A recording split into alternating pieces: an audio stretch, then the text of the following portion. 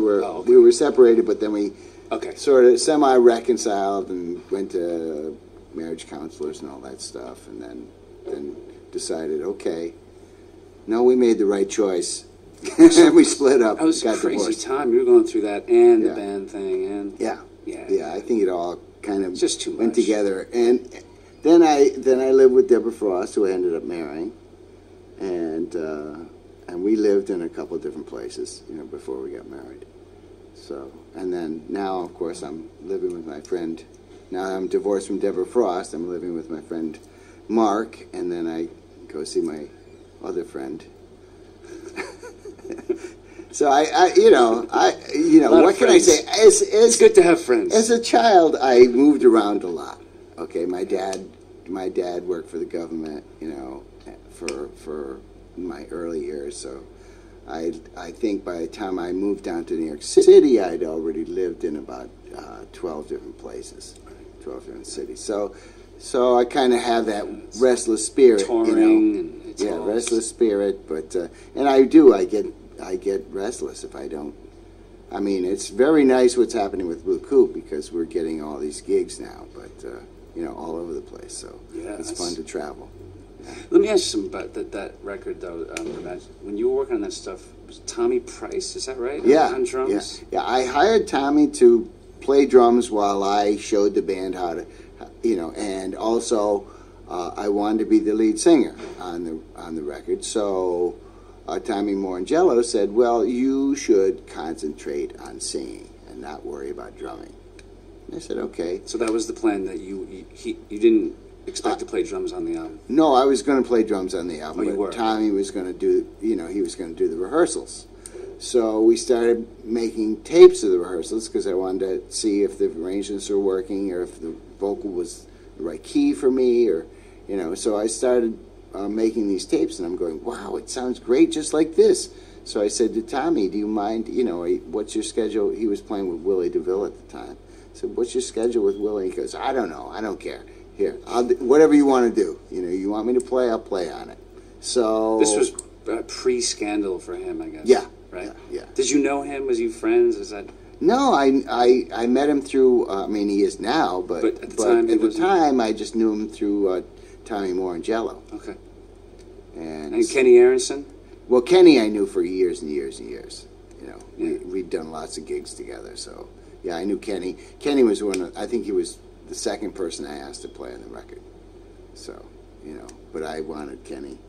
I love playing with him. He's just an awesome bass player. So, I have another group that I'm playing with now, but I kind of wanted Kenny to be the bass player, but he's just too busy. The guy plays with everybody. And last I heard he was doing the Dolls. I don't know what he's doing now. Yeah, he did that, and I think he's back with John Eddy, but John Eddy is, he's got gigs out the wazoo, so so I don't know if it's going to work out. But that was a crazy experience, that whole Imagine Us.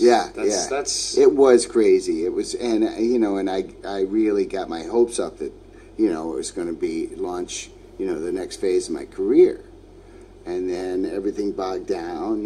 They started picking the vocals apart, and I think I was driving myself crazy about it too. Just trying to it was kind of starting all over, like, well, who am I? Well, here I am, I've sung on all these singles, I've sung on hit records, and now I'm trying to figure out what I should sound like.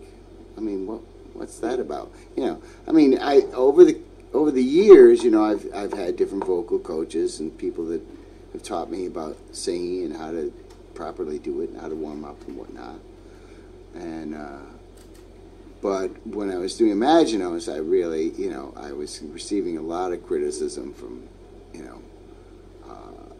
from people outside the band, and people in the record company, and people involved. And Eric Bloom was saying how it was no good. So it was weird. So after that, I didn't, so then I got Joey Sarasano to sing on a bunch of the songs. I actually had Joey Sarasano sing almost all the songs because he's clearly an amazing singer, and to me, sounds sort of like me, except really good. He went on to do Hands Across America song, Yeah. right? Yes, he did. That was a big hit. But he also did a million, Budweiser and Coors and every beer commercial, or Ram trucks or, you still hear his commercials. He was a huge jingle singer, but then he did the Hands Across America thing, which is a very nice song, kind of a patriotic, good thing to do. So, and Joey's a great guy. When I met him, we were like, it was in the middle of Imaginos, and I was getting criticism about the vocals, and I was like, let's just have a band together. You join my band, come on. So what were you going to do then at that? If Joey, not singing, well, I probably would have played the drums, because Tommy was at that point. Tommy had other stuff. This is like after the basic tracks are already done, and Tommy's like, listen, Mike Chapman wants me to do some recording with him. Can I borrow some of your drums? So I was like, sure, because he fell in love with the Black Beauty. I mean, I think he's got one now, but at the time he didn't have one, so he used mine. That Black Beauty is just... Yeah. Oh, man, that's... Every time I play it, it's like, because I have a bunch of other drums that I use a lot of the time. I have a DW brass drum that's only 5 inches thick, 5 inches deep. Yeah, so, yeah.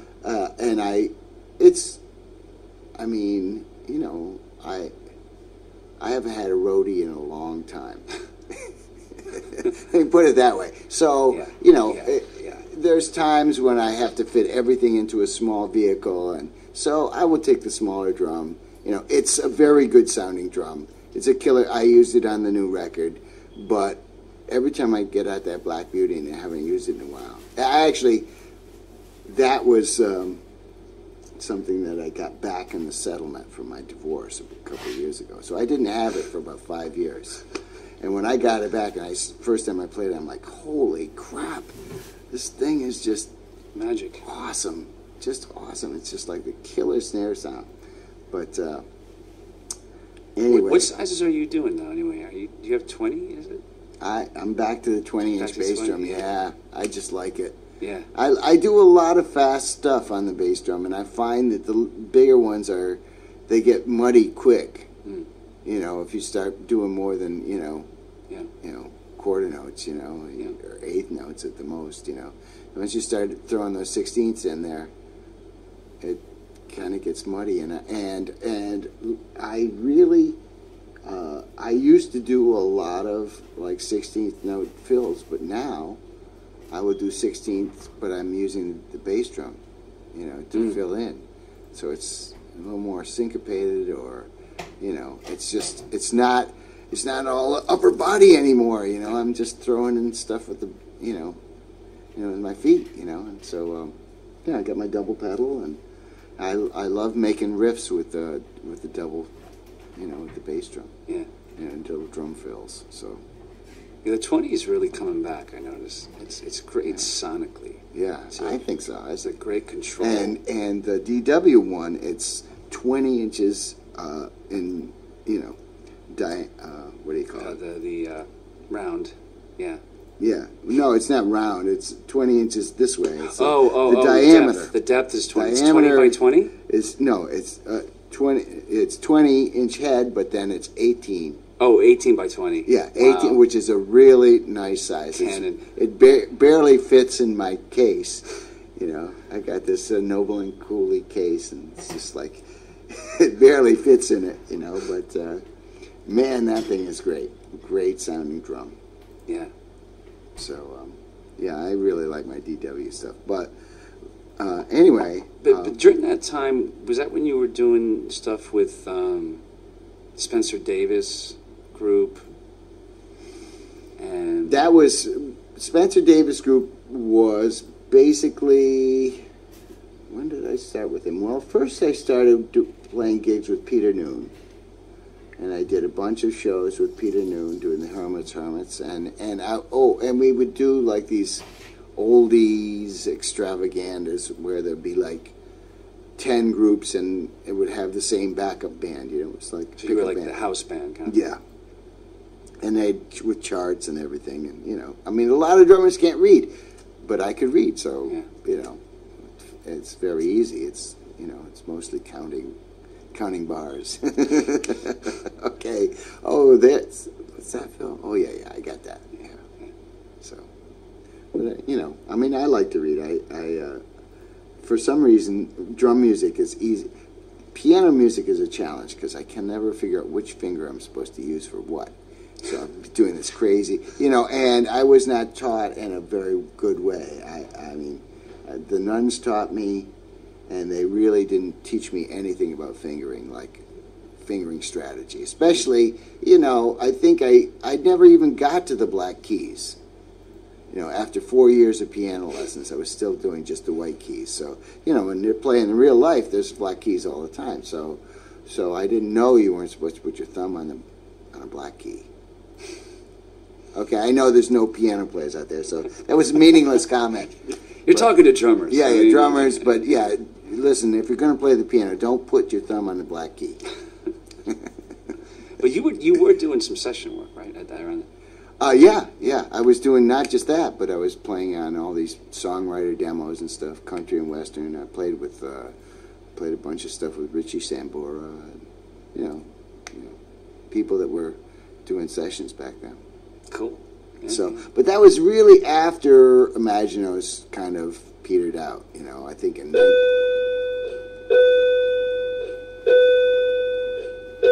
change of period.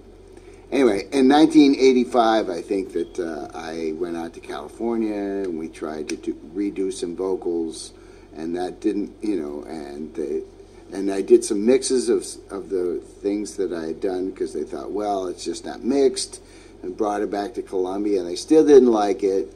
You know, whoever, Mickey Eichner or one of these guys, didn't like it, so I had Joey Sarasano sing the songs. They still didn't like it, and I said, well, if you don't like it with Joey Sarasano singing it, then it's not the vocals that you're not liking. Maybe you just don't like the project. So, and then Sandy Pearlman didn't like to hear that, and so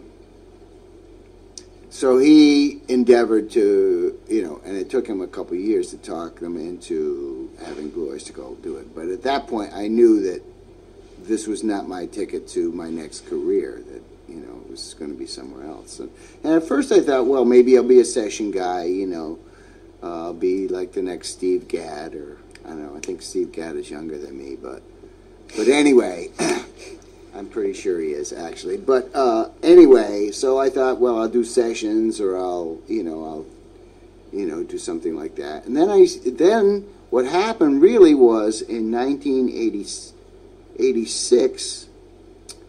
I put some ads in the Village Voice, and I started getting drum students and teaching, you know, kids how to play drums, or, you know, looking for people that were trying to up their game or learn something new, or, you know, just wanted to jam with somebody. And that was okay, but a lot of times students would cancel, and then I wouldn't get paid, or, you know, they just wouldn't show up, and then they call, oh, I've got some lame excuse why I wasn't there, you know.